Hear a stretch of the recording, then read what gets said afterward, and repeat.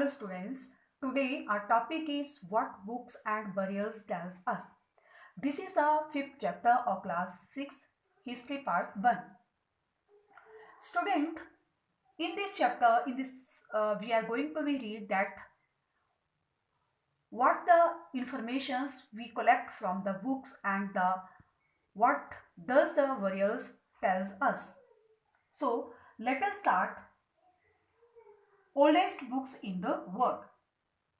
Have you ever been listen about the oldest books of the world? Okay, there are the Vedas. These Vedas are the oldest books of the world. These Vedas are four in number: Rig Veda, Sam Veda, Yajur Veda and Athar Veda.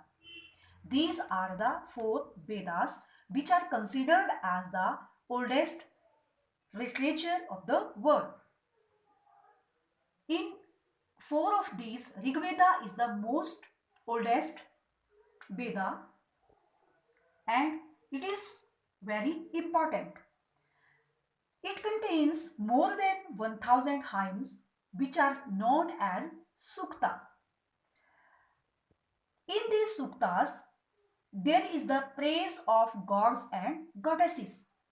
As I have told you that this is the oldest Veda, oldest literature of the world. It has been composed in Sanskrit. The main things that are depicting in this Veda is about the hymns, and these hymns consist of these three gods which are Agni, Indra and Soma. Agni is the god of fire, Indra represented as the warrior god, and Soma a special plant that is used to make a special drink. So this is about the Rig Veda. Rig Veda contain all these things. Next one is the cattle, horse and chariots. Prayers for the cattle in the Rig Veda, children and the horses also contain. Horses were yoked to chariots which were mostly used in the wars.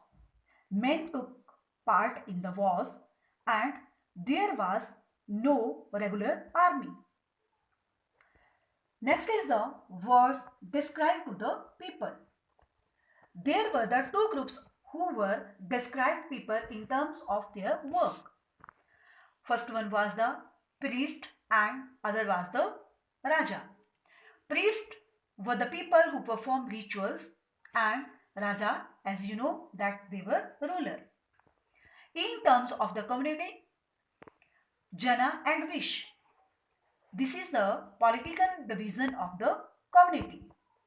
The people who composed hymns are Aryas. This is also, you can also understand by this diagram, groups of the people in terms of the work, Brahmins and Rajas, in terms of the community, Jana and Vish. Now, the silent features of the story of the megaliths. Megaliths were the big stones which were mostly used to mark the burial sites, and these are found in Deccan, South India and Kashmir. This is the picture of the megalith.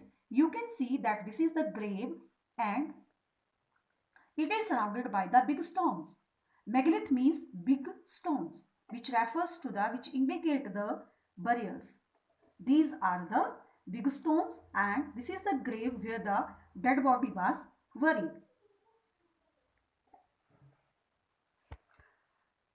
These burials indicate so many things. We comes to know so many about the so many things by these megaliths. Finding about the social differences. The graves or the burials tells us that there were the social differences in the society, because in some graves we find out that more objects are there where the other graves contain less objects, which shows that the graves which contain more objects, they related with the people of the high status, and the graves which are found with the less objects, that always indicate the low status. So there were the differences in the society. Some burials was meant for the certain families. We have found different types of the burials, which shows that more of the skeletons which are found at the one place, they refers that same family members buried in the same place. So students, this is all about the books and the burials, and these are the things that we comes to know from the books as well as the burials. Thank you.